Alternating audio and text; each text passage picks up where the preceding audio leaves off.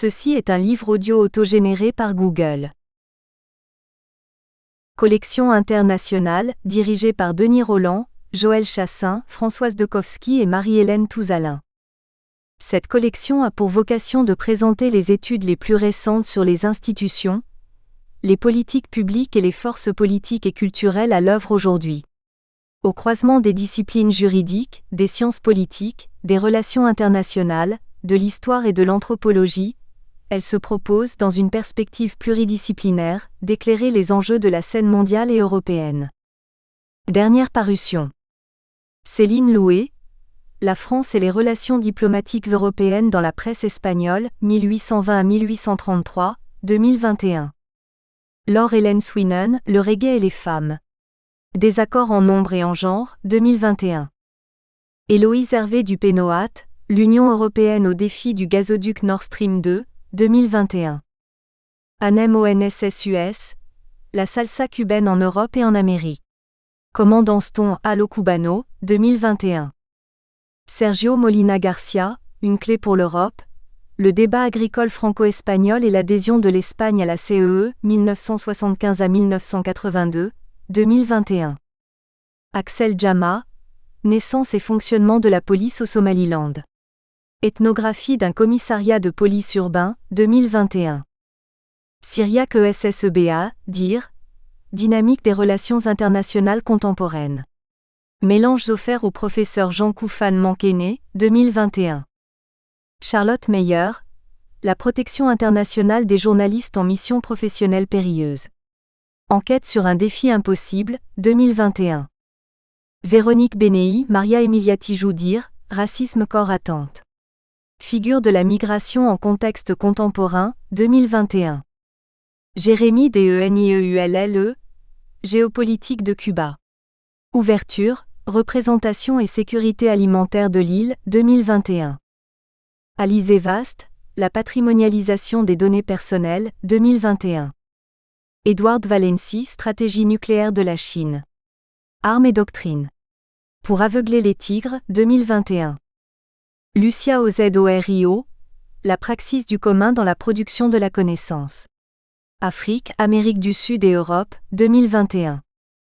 José Goï, Un itinéraire au ministère de la Coopération 1962 à 2009, 2021. Victoria Martin de la Torre, L'Europe, un saut dans l'inconnu. Les fondateurs de l'Union européenne, 1948 à 1957, 2021. Nathan Pelletier, Éthique et justice internationale, 2021. Marc Corcoral, Cyberattaque. L'Amérique désigne ses ennemis, 2021. Philippe Marchezin, La politique française de coopération. Je t'aide, moi non plus, 2021. Dédicace. À ma famille. Remerciements. Je remercie tous les opérationnels, professionnels, responsables politiques et universitaires rencontrés ou entendus lors du travail de documentation. Leurs perceptions ont été d'une grande aide dans la tentative de compréhension réaliste de la crise sahélienne. Leurs points de vue sont devenus complémentaires en les rassemblant, et je leur sais gré de m'avoir accordé autant de temps et d'informations. Merci également à mes lectrices et relecteurs qui m'ont permis, par leur perception critique, d'affûter l'argumentaire présenté ci-après au fur et à mesure de la rédaction du travail. Ma reconnaissance va également au général d'ES Bruno Clément Bollé qui, par son expérience, a su me faire entrevoir les possibilités complètes des programmes de DDR, en partageant sa vision éprouvée de la sortie de crise. Enfin et surtout, toute ma gratitude va à Monsieur Olivier Anne. Enseignant-chercheur rencontré au Centre de recherche des écoles de Saint-Cyr-Coëtquidan, celui-ci a eu la bienveillance de m'orienter sur les questions sahéliennes. Puis en me faisant l'honneur d'accepter que je travaille sous sa direction, Monsieur Anne a eu la générosité de me délivrer méthodologie, contacts et conseils avisés. Liste des sigles et abréviations.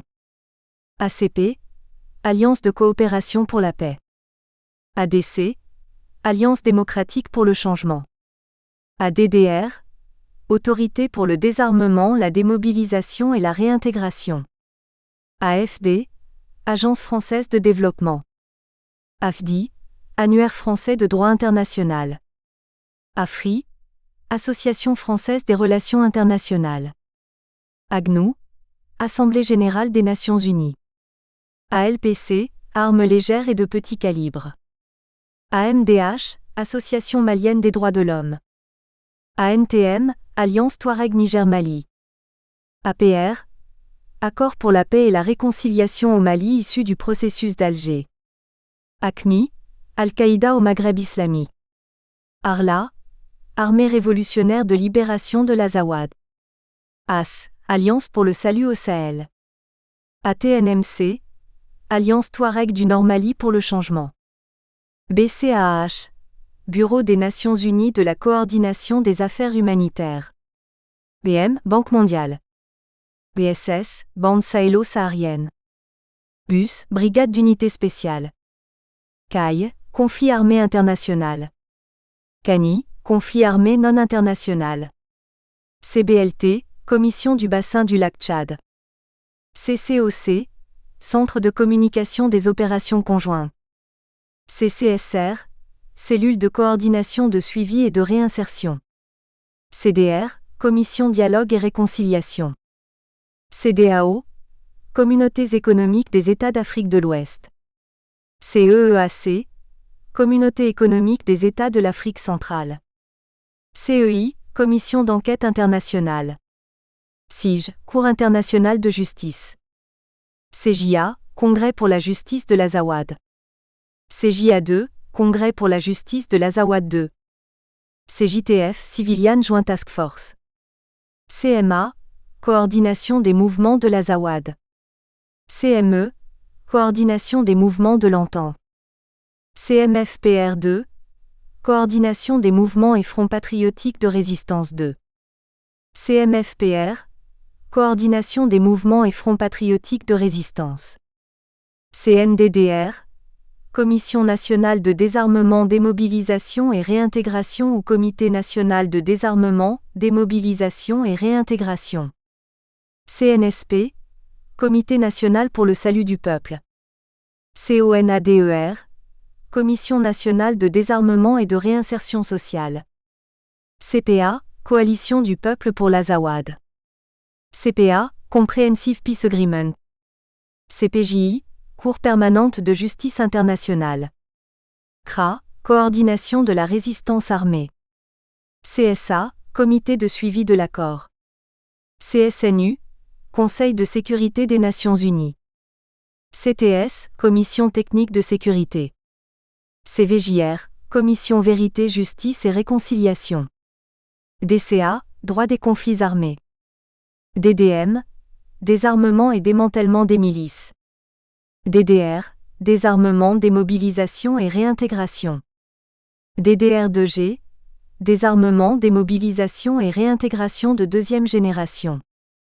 DDRI, Désarmement, démobilisation, réintégration, intégration. DDRR, Désarmement, démobilisation, réintégration et rapatriement. DDRRR, Désarmement, démobilisation, rapatriement, réintégration et réinstallation. DIH, Droit international humanitaire. DNI, Dialogue national inclusif. ECOMOG, Brigade de surveillance du cessez-le-feu de la CEDEAO. EI, État islamique. EIAO, État islamique en Afrique de l'Ouest. EIGS, État islamique au Grand Sahara. EPU, Examen périodique universel du Conseil des droits de l'homme. FAC, Forces armées congolaises. FAFN, Forces armées des forces nouvelles. FAMA, Forces armées maliennes. FAN, Forces armées nigérianes. FANT, Forces armées nationales tchadiennes. FARCA, Forces armées de la République centrafricaine. FARDC, Forces armées de la République démocratique du Congo. FDS, Forces de sécurité. FIAA, Front islamique arabe de l'Azawad. FID, Fédération internationale pour les droits humains. FLM, Front de libération du Massina. FMI, Fonds monétaire international. FMM, Force multinationale mixte. FPA, Front populaire de l'Azawad. FPLA, Front populaire de libération de l'Azawad. GA, groupe armé signataire. GAT, groupe armé terroriste. GATIA, groupe armé Touareg Imgad et alliés. GSIM, groupe de soutien à l'islam et aux musulmans. GSPC, groupe salafiste pour la prédication et le combat. HCUA, Haut Conseil pour l'unité de l'Azawad. HRW, Human Rights Watch. ISWAP, Islamic States West Africa Province. JNIM, Jamaat Nusra al-Islam wal Muslimin.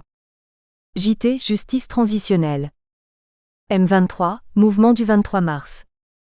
MAA, Mouvement arabe de l'Azawad. MDP, Mouvement pour la défense de la patrie. MFUA, Mouvement des fronts unifiés de l'Azawad. MIA, Mouvement islamique de l'Azawad. MINUAD, Opération de l'Union africaine et des Nations unies au Darfour. MINUCI, Mission des Nations unies en Côte d'Ivoire. MINUSCA, Mission multidimensionnelle intégrée des Nations unies pour la stabilisation en République centrafricaine. MINUSMA, Mission multidimensionnelle intégrée des Nations unies pour la stabilisation au Mali. MISAHEL, Mission de l'Union africaine pour le Mali et le Sahel. MISMA, Mission internationale de soutien au Mali sous conduite africaine. MLC, Mouvement de libération du Congo. MNA, Mouvement national de l'Azawad. MNJ, Mouvement nigérien pour la justice. MNJTF, Multinational Joint Task Force. MNLA, Mouvement national de libération de l'Azawad. MOC, Mécanisme opérationnel de coordination. MONUC, Mission des Nations unies au Congo rez-de-chaussée. MPSA, Mouvement populaire pour le salut de l'Azawad. MSA, Mouvement pour le salut de l'Azawad. MSA2, Mouvement pour le salut de l'Azawad 2. MTNM, Mouvement Touareg du Nord Mali. MUJAO, Mouvement pour l'unicité du djihad en Afrique de l'Ouest. OAC, Office des anciens combattants. ONG, Organisation non gouvernementale. ONU, Organisation des Nations unies. ONUCI, Opération des Nations unies en Côte d'Ivoire. ORA, Organisation de la résistance armée. OSC, Organisation de la société civile. PAREM, Programme d'appui à la réinsertion des ex-combattants du Nord Mali. PCO, Plan conjoint des opérations. PG, Prisonniers de guerre. PNDDR, Programme national de désarmement, démobilisation et réintégration. PNUD, Programme des Nations unies pour le développement. RCA, République centrafricaine. RCDN, Rassemblement des Congolais démocrates et nationalistes. RCI, République de Côte d'Ivoire. Rez-de-chaussée, République démocratique du Congo. RETEX, Retour d'expérience. RMA, Révolution dans les affaires militaires. RSJ, Réforme du secteur judiciaire. RSS, Réforme du secteur de la sécurité. RSSJ, Réforme du secteur de la sécurité de la justice. SCAD, Service civique adapté pour le développement. SCOPS, Sous-chef d'opération de l'état-major des armées. SMA, Service militaire adapté. SMI, Structure militaire d'intégration. TSS, Aide transitoire de subsistance. UA, Union africaine. UE, Union européenne. UNDPKO. Département des opérations de maintien de la paix des Nations unies. UNESCO, Organisation des Nations unies pour la science, l'éducation et la culture. UNICEF, Fonds d'urgence international des Nations unies pour l'enfance. UPC, Unité pour la paix en Centrafrique. USAID, Agence nationale américaine de développement. USAT, Unité signataire antiterroriste. Préface. En janvier 2012, le monde découvre la capacité de nuisance de groupes armés que l'on croyait oubliés ou négligeables. La fin de la guerre civile en Algérie en 2003 avait réduit à néant les résidus des groupes islamiques armés, djihad, en fuite vers le Grand Sud. Mais le djihadisme international, modélisé par Al-Qaïda, connut bientôt au Sahel ses premiers succès opérationnels et médiatiques. Les anciens du djihad fusionnèrent avec la branche malienne et mauritanienne d'Al-Qaïda pour former Al-Qaïda au Maghreb islamique, AQMI en 2006. Au même moment, au nord du Nigeria se constitua le groupe Boko Haram. Pour assurer leurs achats d'armes, ces mouvements pratiquèrent le terrorisme, l'enlèvement et s'engagèrent dans les multiples trafics du vaste espace saharien. Drogue, contrebande, migrants, armes. Mais cet islamisme violent et souvent étranger ne rencontra qu'une faible adhésion des populations, qui ne reconnaissaient ni ces groupes ni leurs chefs. C'est bien l'état de délabrement des institutions politiques et militaires au Sahel, et particulièrement au Mali, qui accéléra l'implantation djihadiste et donna les coups des franches aux leaders de la vieille rébellion touareg, vrais maîtres du terrain. Les printemps arabes, 2011 à 2012, ébranlèrent la Tunisie, l'Égypte et surtout la Libye. La chute du colonel Kadhafi, octobre 2011, dispersa son arsenal militaire et ses mercenaires dans toute l'Afrique, renforçant ainsi les djihadistes du Sahel et leur place dans les trafics sahariens. En quelques mois, de nouveaux groupes apparurent. MUJAO au Nord Mali, en Sardine menée par l'ancien chef touareg Iyad Ag-Ghali, les signataires du sang de l'Algérien Mokhtar Belmokhtar. Les milices se regroupèrent et nouèrent une alliance opportuniste avec le Mouvement national de libération de l'Azawad, MNLA, dont les chefs touaregs n'adhéraient pas au radicalisme religieux. Début janvier 2012, cette nébuleuse hétéroclite fondit sur Loré et Niafoundé. En février, Ménaka et Tinzaouaten étaient prises. En mars, c'était le tour de Kidal, Tessalit et Gao. Le mois suivant, Tombouctou tombait. L'ensemble du Nord Mali devint l'Azawad islamique. La panique gagna le sud du pays et l'Europe, déjà inquiète de la situation au Maghreb et en Syrie. En quelques mois, le récit des exactions islamistes fit le tour du monde. Mais l'alliance des groupes armés avec le MNLA s'effrita jusqu'à dégénérer en affrontements. Juin-novembre 2012, tandis que les djihadistes lancèrent une opération sur Mopti, début janvier 2013. L'appel désespéré à la France du président malien, Dioncounda Traoré, rencontra immédiatement le soutien de François Hollande et de l'opinion publique. L'ONU et la Chine étaient hésitantes, la Russie et l'Iran radicalement hostiles. Le 11 janvier, l'opération Serval fut mise en branle. Elle était immédiatement assurée par des frappes aériennes et des commandos, renforcés en quelques jours par 4000 soldats français et 1500 véhicules, appuyés sur leurs arrières par les forces de la MISMA et du Tchad, incapables d'assurer l'affrontement direct. 2 colonnes françaises remontèrent vers le nord-est à grande vitesse, dans des conditions logistiques extrêmes. Les premiers raids français touchèrent Gao et Tombouctou le 27 janvier, qui furent libérés le lendemain. Les groupes armés s'enfuirent vers Kidal et l'Adrar des Ifoga où eurent lieu les accrochages les plus violents, ainsi qu'à Gao, ville moins hostile que les autres aux insurgés. À partir du mois d'avril, l'ensemble du pays semblait pacifié, ou du moins sous contrôle. Serval est un succès. L'expédition française a été bien accueillie par les populations maliennes, et aucun front musulman ne s'est constitué contre l'infidèle. Les opérations militaires ont même débouché sur un début de règlement politique, avec les accords de Ouagadougou, entre le MNLA et les autorités de Bamako en mai 2013. Il reste pourtant à établir une paix durable et juste, à éviter tout retour de la menace au nord, et surtout à démobiliser les combattants pour qu'ils retournent à la vie civile. Afin de poursuivre la lutte contre les GAT, groupes armés terroristes, la France entend intégrer les acteurs internationaux qu'elle a laissés de côté durant les opérations de janvier-mars 2013. En février 2014 est fondé à l'initiative de la Mauritanie le G5 Sahel, avec le Mali, le Burkina Faso, le Niger et le Tchad, qui partagent les mêmes problématiques sécuritaires. Ce regroupement est aussitôt soutenu par l'ONU, l'Union européenne et la France, afin d'obtenir un cadre administratif international et légal à l'opération française Barkhane lancée en août 2014. Pourtant, les groupes armés réussissent à se redéployer.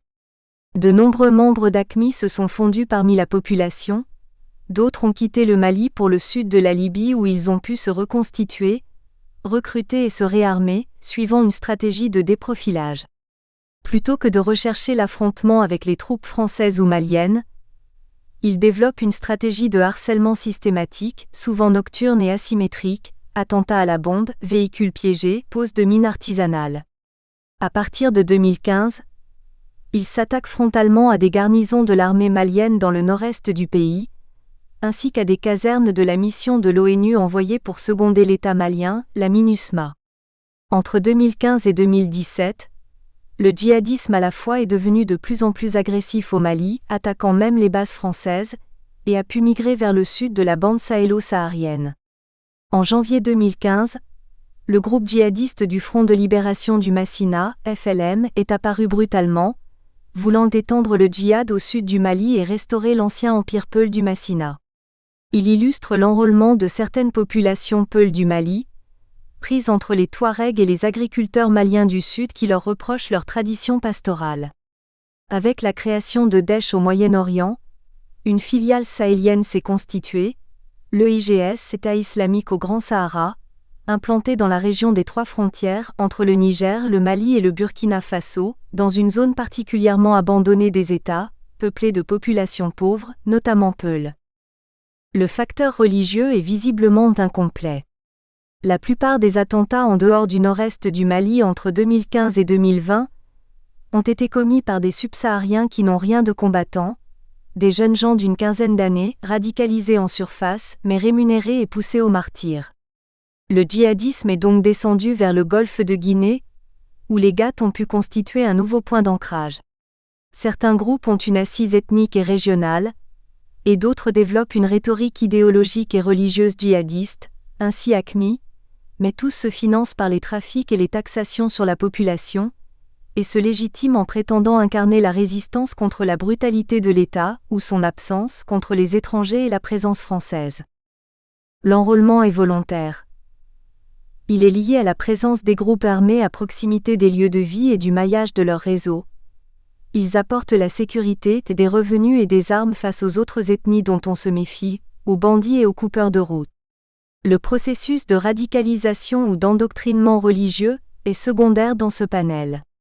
Les GAT excellent dans les opérations de subversion, terrorisme, harcèlement, mais échouent à s'approprier durablement un territoire. Aussi, la salafisation des esprits apparaît comme leur meilleure arme, car elle offre la complicité tacite des habitants. Leur second atout se trouve dans le réseau de l'international djihadiste, dont les connexions se sont améliorées depuis 2014. Le 2 mars 2017 a été annoncée la formation d'une nouvelle organisation, le Groupe pour la victoire de l'islam et des musulmans, GEVIM, qui est une fusion artificielle d'Ansardine, d'AQMI, d'Al-Mourabitoun et du FLM. Elle est dirigée officiellement par Iyad Ag-Ghali, très implantée localement. Par cette association, les GAT partagent leur réseau, leurs expériences et les fruits de leurs opérations. La menace au Sahel est donc rapidement devenue multiforme. Tous les facteurs traditionnels de fragilisation sociale et politique se sont accumulés.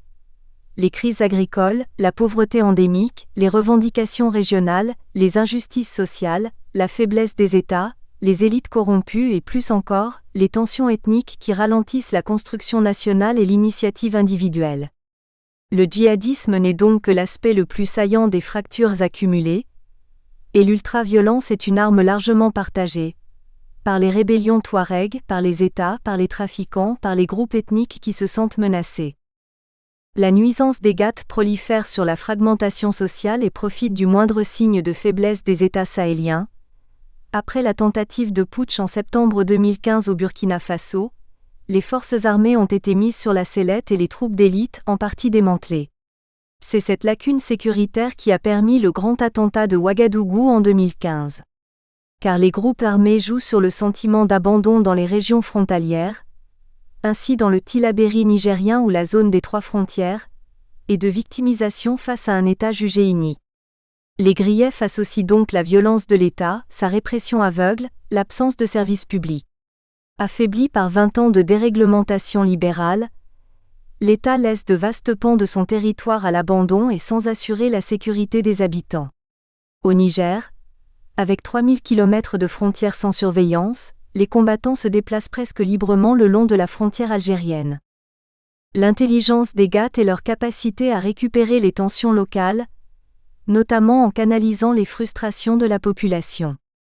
Tous jouent sur la dimension religieuse, anti-occidentale, et instrumentalisent les lignes ethniques, les anciens conflits entre ruraux et citadins, entre pasteurs et agriculteurs.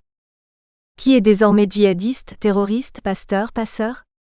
Le MSA, Mouvement pour le salut de l'Azawad, à majorité d'Aoussak Touareg, et le GATIA des Touaregs Imgad profitent de l'instabilité pour attaquer leurs ennemis Peul ou Dozo, sans certitude que ces gens soient réellement impliqués dans le djihadisme. En mars 2019, le village malien d'Ogosagou a été ravagé par des chasseurs d'Ozo de la milice traditionnelle d'Annan en Bassagou, qui a mené une chasse aux Peuls dans la zone, faisant plus de 130 morts chez les civils, dont une partie tuée par le feu. L'hybridité totale du terrain, criminalité, djihadisme, pastoralisme, trafic, rend vaines les opérations de pur contre-terrorisme. Face au nombre impressionnant de soldats tués, les gouvernements sahéliens veulent des opérations rapides et efficaces afin de montrer leur légitimité, mais sans concevoir de solution pérenne. Ils laissent même se développer le sentiment anti-français, pour sauver la face auprès de leurs opinions publiques. Tous les acteurs officiels ont désormais pris en compte la dimension très complexe de la situation, mais la plupart agissent encore en ordre dispersé. Côté français, Paris a échoué à impliquer davantage ses partenaires européens qui ne veulent pas se retrouver dans une situation à l'afghane ni jouer le jeu géopolitique de la France. Il faudrait investir massivement dans le développement rural, mais les conditions ne le permettent nullement. On parle de goudronner la route entre Gao et Kidal, mais on en parle depuis 30 ans. Les opérations militaires se poursuivent donc, sans issue sur le long terme. Face à la déliquescence générale, l'État malien est de plus en plus tenté par des négociations. Dès 2017, il a autorisé les milices communautaires, Bambaras, Songaïs, Dozo, à sécuriser les régions abandonnées par la gendarmerie et l'armée, quitte à laisser s'installer un climat vengeur et ethniciste. Depuis janvier 2020, Bamako souhaite négocier directement avec Iyad Ag-Ghali, l'enfant du pays que l'on peut peut-être ramener à la raison. Mais le chef du GEVIM, qui est en position de force, exige comme préalable le départ des Français et des armées étrangères. Face à une instabilité aussi multiforme, le désarmement des combattants est un impératif absolu et urgent. Il s'agit d'une condition essentielle à toute pacification durable, mais les moyens de coercition ne peuvent suffire, et il faut mobiliser toutes les ressources de l'État et des solidarités locales pour y parvenir. L'enjeu n'est rien moins que de réussir la réintégration sociale de jeunes gens, filles comme garçons, qui ont un jour pris les armes pour tuer. Dans ce contexte, le processus désarmement-démobilisation-réintégration apparaît comme un outil vers la rupture du cycle de la violence. Si ce processus ne peut à lui seul garantir la paix, il peut au moins aider à faire taire les armes et rétablir une confiance au quotidien. Olivier Hahn, agrégé, qualifié aux fonctions de professeur des universités, École militaire de Saint-Cyr-Coëtquidan. 10. Avec moi sur ce bord qu'un herbage couronne, et qui sépare le désert des terres bonnes, où ni cerf ni sultan ne compte pour personne, et prend pitié du sultan Mahmoud sur son trône. 11. Ici avec un pain, ce livre de poèmes. Une jarre de vin sous la branche, et toi-même. Quand tu chantes à mon côté par le désert. Et le désert sera mon paradis suprême. Édouard Fitzgerald, Les Roubaïat d'Omar Khayyam, trad. Le Dantec, 1946, page 27. Introduction. L'origine de l'insécurité chronique sur certaines parties du continent africain peut s'expliquer pour sa grande majorité à travers 3 problématiques. La première est la facilité de sanctuariser des zones où l'État est absent. La seconde consiste en une porosité importante des frontières, qui pousse à la fois à la transnationalisation des conflits via des solidarités ethniques, politiques ou des jeux d'ambition à diverses échelles, mais qui engendre aussi la facilité des trafics, notamment celui d'armes légères et de petit calibre, ALPC, ainsi que ceux liés au financement des mouvements rebelles ou terroristes. Enfin, la troisième problématique est celle de la résurgence presque chronique de certains conflits, qui reviennent cycliquement selon une mémoire émotive ou du fait d'un profond manque de changement après la fin du précédent éclatement de violence. De ces 3 éléments d'égale importance, On se porte ici sur le défaut le plus atavique qui confère à certains une vision fataliste de la conflictualité en Afrique, le retour périodique des conflits. Cette idée de la résurgence conflictuelle peut s'élargir à la problématique de son empêchement par la démobilisation, par l'opposition à la brutalisation de la société, et donc par la réintégration des anciens combattants ayant pris part aux violences. La question de la réintégration n'est certes pas spécifique aux régions chrysogènes africaines, mais adopte tout de même dans ces zones un modèle particulier compte tenu de la difficulté d'identification des motivations des anciens combattants, souvent complexifiée par la conjugaison dans les conflits de l'échelon local et de celui ethnique aux rivalités régionales. Des régions du continent les plus touchées par ces conflits particulièrement violents, c'est ici sur les problématiques sahéliennes que se porte notre intérêt. Cela en raison de la difficulté que représente aujourd'hui la démobilisation au Sahel, compte tenu du vivier de groupes armés, de leviers de recrutement et de motivation. Mais aussi pour ce que des solutions de démobilisation et de réinsertion adaptables induiraient pour la politique française de partenariat et de régulation des menaces dans cette zone. À cet égard, le nombre d'interventions pour tenter de contenir lesdites menaces s'apparente à une dynamique de maintien de l'instabilité sahélienne à un niveau soutenable. Cela étant, avant d'avoir une idée précise de cette situation d'embouteillage sécuritaire, on peut revenir d'abord sur les éléments auxquels cette accumulation d'initiatives entend apporter des solutions. Sans évoquer en introduction l'intégralité des origines de la crise de l'Ouest sahélien, nous y reviendrons au long du développement. On peut contextualiser cette implosion à partir d'octobre 2011 pour aller au plus succinct. Cette date est en effet celle de la fondation du Mouvement national de libération de l'Azawad, MNLA, créé pour fédérer le Mouvement national de l'Azawad, MNA, et le Mouvement Touareg du Nord Mali, MTNM, sous la direction de Mohamed Agé Najim qui partage le commandement militaire avec Bilal Agé Achérif. Cette nouvelle manifestation du particularisme touareg en Azawad a cette fois-ci le soutien de l'Amnokal Intala Agé Attaher. Autre point tout à fait novateur, ce mouvement proclame l'indépendance de l'Azawad en avril 2012. En effet, jamais durant les précédentes révoltes une quelconque velléité d'indépendance n'avait été formulée. La crise malienne vient d'éclore et pour faire schématique, elle mute jusqu'à aujourd'hui en une instabilité régionalisée. La poussée touareg n'est en effet rendue possible que par une compromission des groupes armés indépendantistes avec les groupes djihadistes.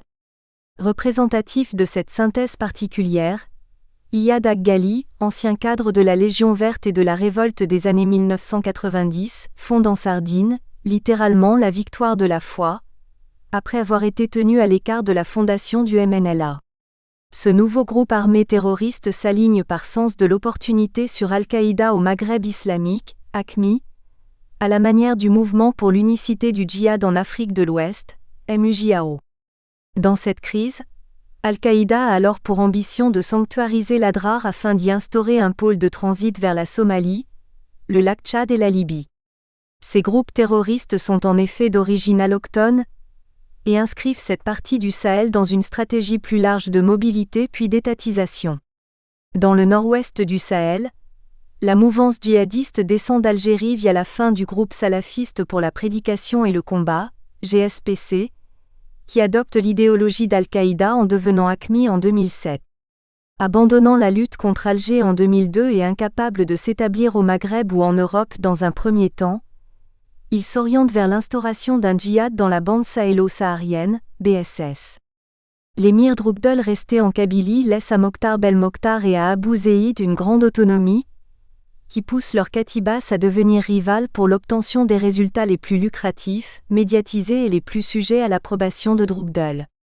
Cela laisse naturellement place à une radicalisation généralisée, que l'influence des printemps arabes aidera plus tard à s'internationaliser et à s'armer. Plus de 10 ans après la première entrée en contact des Sahéliens avec les djihadistes algériens, le phénomène est devenu local et comme ailleurs, le point d'inflexion de ces groupes a été l'étatisation. Celui-ci a même tellement versé dans la rhétorique communautaire, que ces groupes ont perdu une partie de leur mobilité qui faisait leur force tactique. Néanmoins, Dès la fin 2012, en même temps que le MNLA se fait dépasser par les djihadistes et est confiné à l'Adrar en avril 2012, l'exclusivité IFOGA du commandement est remise en cause et le mouvement se morcelle en une série d'ethnies, de tribus, voire de familles, qui pour exister politiquement se constituent en groupes armés autonomes.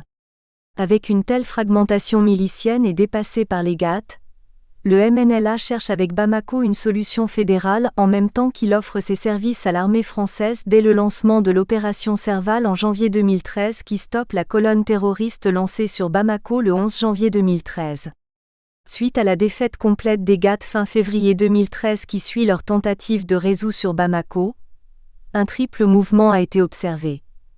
D'abord la dispersion, puis le rassemblement dans des sanctuaires ou à l'étranger auprès de mouvements frères, et enfin le renouveau stratégique et la définition de nouvelles orientations tactiques, de nouvelles techniques et de nouvelles zones de prédilection. Ceux restés sur place se déprofilent naturellement. Ce mélange de réactions a donc mené à une grande acclimatation à l'art de la guerre sahélien, qui mêle dans sa tradition le djihad au réseau. Peu de temps après, la fragmentation du Nord est confirmée et la guerre entre les groupes armés s'y installe dès mai 2015. Cela résulte en premier lieu de la candeur de croire en un Azawad unitaire puisque celui-ci est au moins triple, et que les grandes composantes Maure, Touareg et Songhay qui le composent sont difficilement conciliables. Puis, dans un second temps, de l'instrumentalisation de ces groupes armés par les pouvoirs centraux et interventionnistes. Le règlement de cette question passe par la signature des accords de Kidal, le 23 mai 2014 sous les auspices de l'Union africaine et de la Mauritanie. Puis par celle de l'accord pour la paix et la réconciliation au Mali, issu du processus d'Alger les 15 mai et 20 juin 2015. Si ceux-ci ont le mérite d'offrir un cadre aux initiatives de sortie de crise, ils n'enrayent pas la généralisation de celle-ci. Le centre du Mali, ciblé lui aussi par la crise de 2012, s'embrase définitivement en 2015 avec la naissance de la Katiba Massina. Une grande polarisation y a cours depuis, et les communautés se positionnent en fonction de leur attitude sur la question du djihad. S'y multiplient donc des milices d'autodéfense ou des patrouilles communautaires plus ou moins traditionnelles, qui résultent de la crise en même temps qu'elle la perpétue. Plus à l'est, l'État islamique au Grand Sahara, EIGS, a également été fondé en 2015. Dans cette zone des trois frontières située sur l'axe Ménaka-Tillabéri-Mondoro, s'ajoute également Ansarul Islam au nord du Burkina Faso dès 2016. Cette zone est désormais la préoccupation majeure connue dans la région, en ce qu'elle menace de revers 3 États fragilisés de la zone. Elle est aussi sujette à une lutte entre les deux grandes franchises du djihad. Le IGS et le Jamaat Nusrat al-Islam wal Muslimin, JNIM, fondé en 2017 par la fusion de tous les groupes désireux de s'affilier à AQMI, qui faisait jusque-là exception dans la rivalité entre Al-Qaïda et Daesh, sont entrés en lutte dans la première partie de l'année 2020 pour la délimitation de leur zone d'action autant dans le centre du Mali que dans la zone des trois frontières. Malgré une ressemblance sur le spectre de la sanctuarisation et sur la tentative d'étatisation, une différence existe entre les GATT sahélo-sahariens et Boko Haram. Les premiers sont plus itinérants et se composent de quelques centaines d'hommes. Les seconds sont forts de plusieurs milliers d'hommes et disposent d'un bon soutien d'une partie de la population. Ces deux acteurs conservent en commun le fait de posséder des organisations strictes pour les attaques, l'armement, le financement et la fiscalité. Cela étant, les zones d'action géographiques induisent naturellement des différences de stratégie. Les GATT sahéliens vivent de l'écartèlement des forces de sécurité dans les étendues désertiques de la partie nord du Sahel tandis que Boko Haram naît au Nigeria, où la densité de population est nettement supérieure puis évolue dans des environnements variés, en montagne, forêt, savane et milieux palustres. Fondée en 2002 par Mohamed Youssouf, la secte s'investit massivement dans la vie politique de l'État du Borno dès 2003 en s'associant à des leaders politiques en même temps qu'elle étend son emprise et instaure un empire financier. Son basculement dans la violence armée en 2009 s'accompagne d'une lourde répression et d'une période d'exil de ses cadres durant laquelle ils partent se former. La secte parvient à poursuivre ses exactions qui s'étendent hors du Borno dès 2011 et s'en prend indistinctement aux chrétiens, aux organes internationaux ou nigérians dès 2012. Cette même année, la secte s'internationalise et maille l'extrême nord du Cameroun d'une série de bases arrières. Dès 2014, la secte administre environ 70 000 km² centrés autour des sanctuaires du lac Tchad, de la forêt de Sambisa et des monts Mandara. En 2015, Boko Haram connaît son heure de gloire militaire en montrant ses grandes capacités avec l'attaque de la ville de Baga et la destruction à cette occasion du QG de la multinationale Joint Task Force, MNJTF ou FMM. Un attentat d'envergure touche la même année N'Djamena, tandis que l'émir Cheko prête allégeance à Bagdadi en mars. Celle-ci dure jusqu'au retrait de la reconnaissance du Levant en 2016, à l'origine d'une scission au sein de la secte que nous détaillerons plus loin. À la multiplicité des menaces, a malheureusement succédé la multiplicité des réponses. Une addition d'initiatives rarement coordonnées a donné lieu à une situation de véritable embouteillage sécuritaire qui brouille parfois la lecture de la situation. De plus, cette absence de coordination nuit d'une certaine manière à l'efficacité des diverses initiatives. Afin d'illustrer l'addition d'initiatives sécuritaires, on a par exemple en présence pour le seul Mali, qui reste pour l'instant le centre de la focale, l'opération Barkhane, la MINUSMA, des troupes nationales, des soldats de la force conjointe et un contingent américain pendant un temps.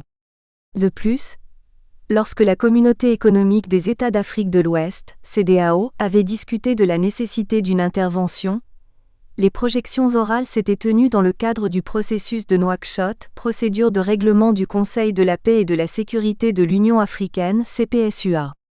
De plus, et plus généralement au Sahel, les troupes de chaque pays entrent ensuite en jeu sous leurs allégeances nationales ou sous une bannière commune, qu'il s'agisse de la force multinationale mixte ou de la force conjointe.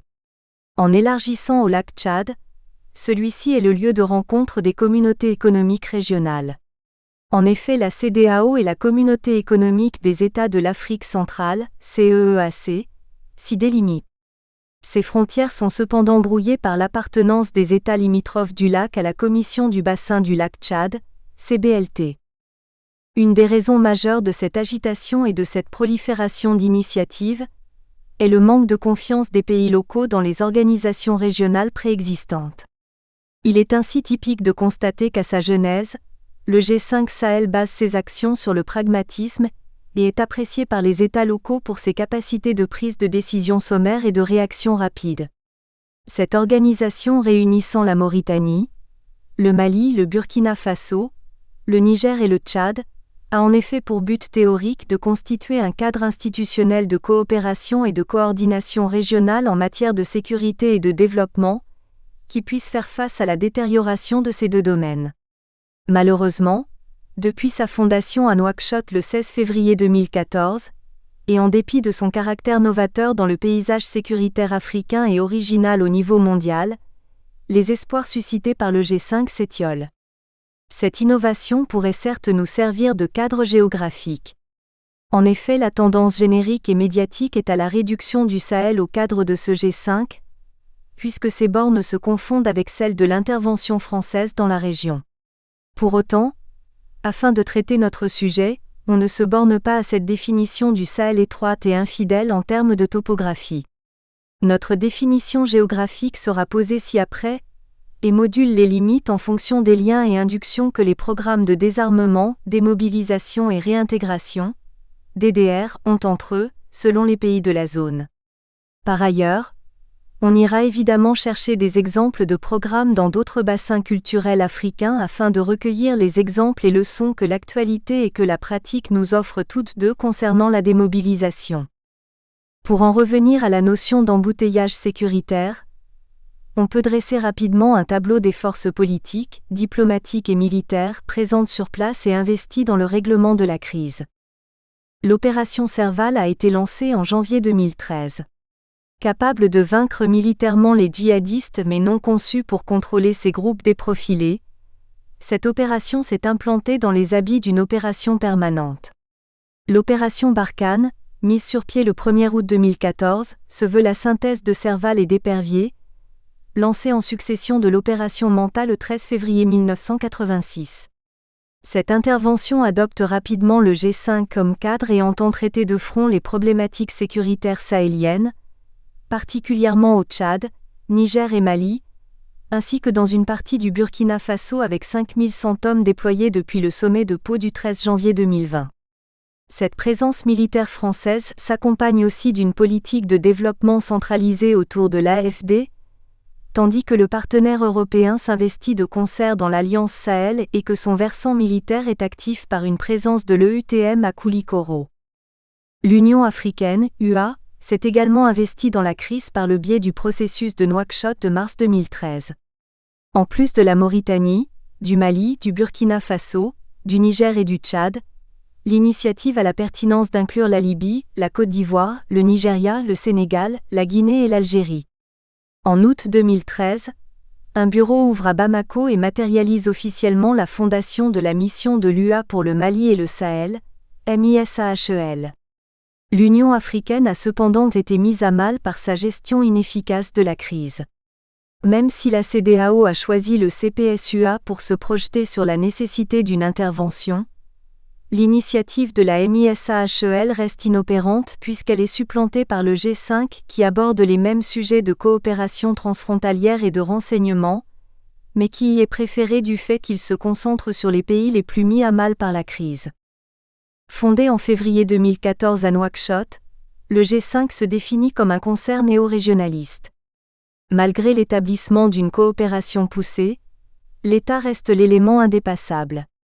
Autant comparé à une cimachie levée face aux dangers qu'au concert européen du XIXe siècle, cette diplomatie de la menace est tout autant utile au régime pour se maintenir puisqu'elle s'articule aussi autour du concept d'externalisation sécuritaire. Outre un volet de développement, la force conjointe est mise sur pied dès 2017. Dotée de 5000 soldats répartis en 7 bataillons, elle est soutenue par la France, l'Union africaine et l'ONU qui adoptent à cet égard la résolution 2391 en 2017 pour motiver la communauté internationale à apporter un soutien opérationnel à cette initiative au travers de la MINUSMA. Ainsi, si l'UA a été insuffisamment réactive, l'ONU a emboîté le pas à la France en mettant sur pied la MINUSMA par la résolution 2100 du CSNU datée du 25 avril 2013 et dont la date d'expiration a été périodiquement prorogée.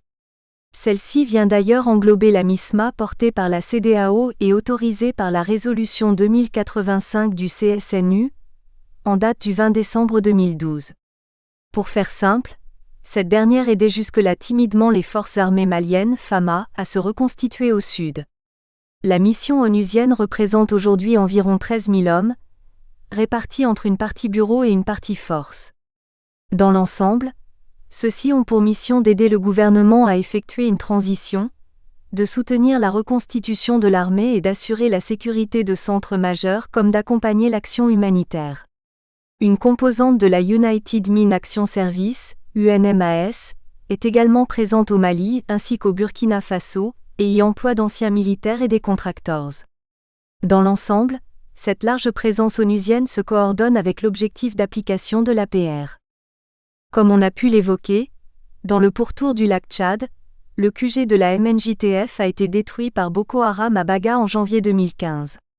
Réinvesti par le dynamisme militaire tchadien et déplacé à N'Djamena le même mois, cet organisme est resté dans un certain immobilisme du fait des contentieux entre ses États membres. Créé en 1994 sous l'impulsion de la CBLT pour lutter contre la criminalité organisée et toute une série de trafics, son mandat est élargi le 7 octobre 2014 pour lutter contre Boko Haram. Malgré le cadre large de la CBLT, seuls les États nigériens, camerounais, tchadiens et béninois fournissent des troupes à la nouvelle MNJTF qui n'est opérationnelle que début 2016. Le Tchad et le Nigeria sont à cet égard les pays les plus fournisseurs en troupes, et ces États restent concurrents sur les résultats militaires. Cette concurrence n'est pas pour autant structurante puisque malgré le droit de poursuite transfrontalier, les pays ne supportent pas de se voir en armes l'un chez l'autre. De plus, la dépendance financière à Abuja tend à exaspérer les États membres. Enfin, la diplomatie sous-régionale et les litiges d'ego ou de frontières rendent la coopération totalement inopérante. Citons autant la bataille de suffisance militaire entre Tchadiens et Nigérians, que le problème de la péninsule de Bakassi qui gèle l'entente avec le Cameroun. Pour conjuguer les nombreuses menaces et les nombreuses réactions, la multiplicité des motivations à prendre les armes induit un grand besoin d'adaptabilité dans les réponses. Pour faire schématique, la multiplication des groupes armés, qu'ils soient motivés par une idéologie djihadiste, un indépendantisme rémanent ou une velléité d'autodéfense, a donné lieu à une addition d'initiatives. Ce vaste champ d'action induit donc plusieurs possibilités de programmes de DDR selon les menaces, mais aussi selon les acteurs qui s'investissent dans la réduction de cet éclatement de violence généralisée.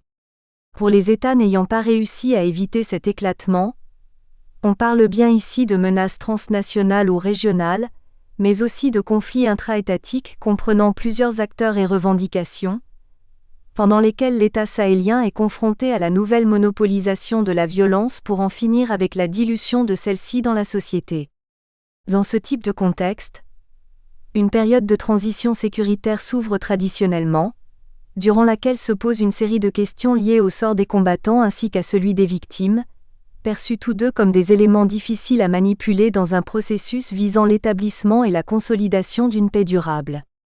Ces derniers matérialisent en effet physiquement dans la société les stigmates des combats, et incarnent aux yeux du reste de celle-ci les risques de brutalisation et de résurgence. Le défaut de la rémanence existe donc, et la question porte logiquement dès lors sur les manières de mettre en place le processus de DDR dans ces zones afin de minimiser ce risque. De l'avis de beaucoup, celui-ci est imparfait, mais de l'aveu de tous reste nécessaire car il demeure le seul à prendre autant en charge le sort des combattants dans les situations de post-conflit. Le but n'étant pas, comme on l'entend de la part de certains détracteurs, de faire vivre les Nations Unies avec des théories, mais bien d'éviter de faire preuve d'irréalisme et d'inadaptation. Le besoin semble donc être de coller au terrain et de sortir des théories qui sentent l'huile plus que la poudre, via une approche globale et l'emploi de spécialistes crédibles de la zone pour approcher et traiter des combattants, citoyens intégrés en devenir. La remobilisation armée et la résurgence du conflit étant l'échec, la réussite la plus basique et au moins apparente du processus est que l'État assure à nouveau la sécurité sur son territoire, même si dans les cas sahéliens cela peut paraître encore relativement utopique, compte tenu de la difficulté que la topographie ajoute au manque de moyens, sans même évoquer la facilité d'adaptation de certains groupes armés. Cette reprise en main du territoire par l'État ne garantit cependant pas à coup sûr que les retours et les civilianisations des combattants ne soient à l'origine d'une déstabilisation des sociétés, mais confère à la communauté internationale un certain contentement temporaire vis-à-vis du processus. Le processus DDR doit donc aller jusqu'à la normalisation des ex-combattants. Cette dernière s'étend de la réintégration économique, qui comprend une part de développement, au renforcement d'une armée nationale avec le volet de la réintégration militaire, en passant par la formation des autorités locales par la réforme des secteurs de la sécurité et de la justice, RSSJ. En bref, pour éviter la brutalisation de la société, une large part du programme doit s'attarder sur la démobilisation culturelle, qui vient briser les codes guerriers des jeunes générations à l'issue du DDR. Autrement dit, la démobilisation n'est pas un simple voyage du combattant du front au foyer, autant que l'ampleur d'un programme de DDR n'est pas réductible à son traité constitutif. Enfin, les programmes de DDR peuvent aussi, sous une forme plus précoce, servir à fragmenter le groupe visé et particulièrement sa chaîne de commandement, en distinguant ceux avec lesquels négocier des autres. Il s'agit alors de jouer sur la notion d'épuisement du GATT pour le scinder, afin de tirer profit des membres désireux de quitter ces groupes et d'abandonner la violence armée. Dans les cas sahéliens, une prise en compte globale de ces facteurs demeure nécessaire, afin de pérenniser un tel programme et de renforcer les liens entre la société civile et l'État. La difficulté de ces conflits est qu'ils usent de la population comme d'un acteur majeur. Si les terroristes sont difficiles à distinguer des civils, alors les civils ont tout loisir de profiter d'un programme de démobilisation sans avoir porté d'armes. Puisqu'on constate que le maintien de la paix ne se concentre pas sur l'écrasement militaire total des groupes armés, mais bien sur la négociation de conditions honorables d'une diminution de l'instabilité, le programme de DDR a donc toute sa place au sein des conflits sahéliens contemporains. Plusieurs programmes de DDR y sont déjà recensés. L'accord d'Alger pour la paix et la réconciliation au Mali, signé successivement le 15 mai et le 20 juin 2015, prévoit dans ses articles 18 à 20 l'établissement d'un processus de DDR à destination des combattants de l'Azawad. Depuis, l'investissement malien dans ce programme fluctue en fonction des priorités politiques et le DDR prend dès 2016 un tournant vers un processus de DDR intégration accélérée, qui désigne la formation de patrouilles mixtes qui se déploient finalement à nouveau dès février 2020. Ce DDR issu de l'accord d'Alger est également la matrice d'une généralisation du processus au Mali.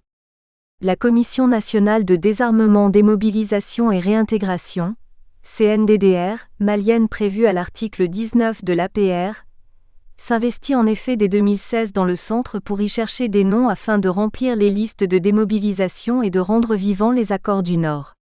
Dès décembre 2018 cependant, un DDR propre aux miliciens du centre est effectivement mis en place avec l'ambition de viser 8500 anciens combattants. Pour reprendre l'ordre de notre description des problématiques sécuritaires, le terme de DDR est également présent dans le cadre de la lutte contre Boko Haram. Celui-ci se retrouve dans des contextes exclusivement nationaux, faisant montre de la généralisation du processus par une série d'appropriations originales. Il est notamment utilisé pour traiter des vagues de revenantes de Boko Haram. Il s'agit alors d'analyser les motivations de ces redditions, davantage pour éviter que ces vagues ne forment une cinquième colonne que pour déradicaliser des membres de cette nébuleuse. Malgré le fait que la menace soit commune aux 4 États limitrophes du lac Tchad, que les lois antiterroristes de ces derniers présentent des similitudes énormes tout comme la manière de décréter des états d'urgence régionalisés, le DDR reste cantonné à la gestion nationale pure. Le Tchad ne réfléchit ainsi que tièdement au sort à réserver aux 4142 désengagés de la secte, présents sur son sol. Au Niger, le programme de repentir contre pardon de 2016 dresse un bilan qui ne lui confère qu'une envergure moyenne. Au Nigeria, la création de Safe Corridor et la venue d'étrangers pour la réalisation d'une doctrine nationale ne cachent pas le manque de foi dans le processus et l'absence d'appropriation de celui-ci. S'y ajoute une énorme inertie des forces de défense et de sécurité, FDS, dans une attitude déplorable qui dessert toute initiative de démobilisation. Au Cameroun cependant, si le cadre antiterroriste est en tout point similaire, un décret de novembre 2018 institue un DDR. Exposé au problème des revenants de la secte dès 2011, ce programme prend pour ambition de démobiliser, de déradicaliser et de porter assistance aux communautés touchées par la secte, le tout avec un soutien international en termes de finances et d'expertise. La diversité des programmes nous permet donc autant de nourrir notre réflexion que d'en faire une étude comparative selon les structures, les cibles, et surtout en fonction des résultats qu'ils obtiennent. On juge donc tout au long de ce travail de la pertinence des programmes en tentant d'être force de proposition. Pour positionner notre travail dans un ensemble intellectuel, nous devons être conscients de l'état de la réflexion sur la crise sahélienne et sur le processus DDR. Concernant la crise tout d'abord, puisque cette année de présence militaire française au Sahel occidental s'ajoute à 37 ans de présence tout autant militaire dans le Sahel central, une profusion d'analyses en ont logiquement découlé. Beaucoup de prismes font varier les analyses et la crise est expliquée dans nombre de réflexions. Celles-ci placent tantôt les facteurs ethniques, la gestion et la gouvernance, les questions de développement, la qualité des FDS locales, les conflits séculaires religieux et agropastoraux ou la poussée de l'idéologie djihadiste, comme des facteurs dominants dans l'explication de la crise et donc comme principaux leviers de sa résolution. Les analyses tendent cependant à exprimer des différences structurelles selon les centres d'où elles émanent. En résumé, plusieurs États, organisations de coopération sécuritaire et centres de recherche spécialisés sur la défense, le développement, le terrorisme ou l'extrémisme religieux, produisent suffisamment d'analyses depuis 7 ans pour former un ensemble impossible à synthétiser. Concernant le programme de DDR à proprement parler, si la naissance du processus remonte à la décennie 1990, le nombre de conflits armés, assez faussement décrits comme internes, dans lesquels il s'est investi, a laissé place à de nombreux retours d'expérience, permettant ça et là de parfaire ce processus. Désormais le DDR traditionnel, dont la meilleure théorisation reste celle du manuel du PNUD de 2006, peut être complété par un DDR de deuxième génération. Théorisé par le département des opérations de maintien de la paix en 2010, celui-ci se fixe pour ambition de rendre le cadre d'évolution du DDR plus adaptable. S'y ajoutent là aussi des analyses de sociétés privées, spécialisées sur les questions de la démobilisation ou de la médiation de crise. Cela étant, les multiples sources onusiennes sur le sujet nous seront obligatoirement utiles. Ayant accouché du processus original dans les années 1990, c'est en effet parmi ces centres de réflexion qu'on trouve les manuels les plus complets et les plus professionnels. Une trentaine d'années après la naissance de l'acronyme, celui-ci a suffisamment été employé, et parfois trop génériquement, pour qu'il se retrouve désormais dans des cadres de gestion nationale, couplés çà et là à des contextes antiterroristes. Autrement dit, là aussi le nombre d'acteurs à s'investir dans le DDR pour des raisons pieuses ou intéressées, nous a poussé à étudier aussi minutieusement des accords de paix internationaux que des décrets régionaux de mise en place de centres de démobilisation. Entrent donc dans notre analyse les manuels internationaux, les accords de paix qui établissent les programmes, les initiatives nationales et les avis divers sur les programmes recueillis lors de nos recherches. Il était absolument prévisible d'avoir un état de l'art aussi large et une profusion de sources aussi difficiles à répertorier. D'une part parce que le sujet est à la croisée de plusieurs recherches de sources, d'abord distinctes sur le Sahel et le DDR, puis sur le DDR au Sahel. D'autre part parce que l'intervention française au Sahel a mené à une abondance de réflexions sur cette crise, et que les retours d'expérience des DDR africains ont été infiniment variés compte tenu du nombre de programmes menés sur le continent. Dans ce cadre, de nombreuses hypothèses sont dégagées pour pouvoir s'investir dans la résolution de la crise. Des tenants de la bonne gouvernance aux partisans d'un jeu sur les facteurs ethniques, la question est de savoir si nous sommes véritablement tenus de nous positionner. Notre parti pris pour le travail qui suit a été éclairé par une citation assez schématique qui veut que la crise sahélienne ne connaisse pas de cause exclusive. Par conséquent, les visions sont dans notre optique amenées à se compléter. Pour cette raison, nous adoptons l'idée que pour se faire un avis propre, un appétit intellectuel tentaculaire est nécessaire et nous dicte de prendre toutes les options en compte. Pour faire simple, la certitude avant même d'avoir entamé la réflexion est toujours contre-productive pour l'analyse. Cela étant, tout en se gardant de croire à une vision de la crise plus impérieuse qu'une autre, on axe tout de même notre travail selon une certaine lecture théorique des relations internationales. Sur la méthodologie tout d'abord, on inscrit largement ce travail dans une méthode quantitative, qui s'attarde sur le traitement de faits, d'études de cas et de constantes historiques, afin de formuler quelques généralisations humbles qui ne soient pas d'extraction statistique. Nous nous référons ensuite grandement à l'empirisme, en termes de tradition épistémologique. Il s'agit en effet de reconnaître que l'intégralité de notre analyse partira des faits, pour en comprendre les inductions. Une étude aussi contemporaine et prospective ne peut en effet se concevoir sans une phase d'observation longue et minutieuse qui dégage une relation de causalité entre les faits, afin de permettre d'ancrer dans le réel les quelques recommandations qui concluront notre cheminement intellectuel. Cette tendance méthodologique n'invalide pas pour autant une approche pragmatique qui raccroche les faits et les modes de fonctionnement en relations internationales à l'instant auquel ils se déroulent, et fait de leur déroulé une fonction de leur contexte. Enfin, concernant le rattachement à une école en particulier, nous inscrivons le travail qui suit dans une certaine forme de théorie réaliste. On place en effet l'appropriation par les États de la question du DDR au centre de notre analyse. Il est donc logique que la question de la sécurité de l'État soit le moyeu de notre raisonnement. Chaque acteur investi dans la crise sahélienne y consacre des ressources pour des considérations de survie, qu'elles soient médiatiques ou sécuritaires. De plus, le G5, se rapprochant du modèle du concert, a réaffirmé l'État-nation comme élément indépassable. Celui-ci lutte âprement pour éviter d'être remis en question par une partie de sa propre population. S'y ajoute une culture de la diplomatie propre aux États sahéliens, dans laquelle le concept et les leçons du balance of power mériteraient d'être réinvestis. Notre conception du G5, comme un prétexte pragmatique à une externalisation sécuritaire qui permet aux États de se délester, fait de la notion d'intérêt sécuritaire une conception majeure de notre analyse. Il s'agit en effet de l'élément moteur de l'action politique dans la crise, et nous nous rattachons pour cela à l'école réaliste classique qui comprend que si la moralité change dans le temps, le concept d'intérêt reste la survie de l'État et à moindre échelle, sa sécurité. La notion est si prégnante au Sahel que la région connaît, comme décrit si haut, un embouteillage sécuritaire inédit.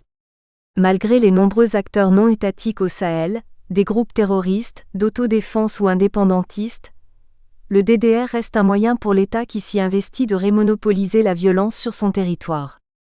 L'État y fait donc la guerre avec des lois, car il reste le centre des affaires internes. Par ailleurs, le caractère cyclique des conflits sahéliens corrobore ici l'idée pilier du réalisme et weberienne que la paix n'est qu'une suspension temporaire des hostilités. Cependant, au vu du nombre d'acteurs investis dans la crise et l'état des frontières, on peut ici emprunter à Raymond Aron son idée théorisée en 1962 qui veut que la multiplicité des facteurs à prendre en compte interdise d'établir une distinction stricte entre les domaines internes et internationaux.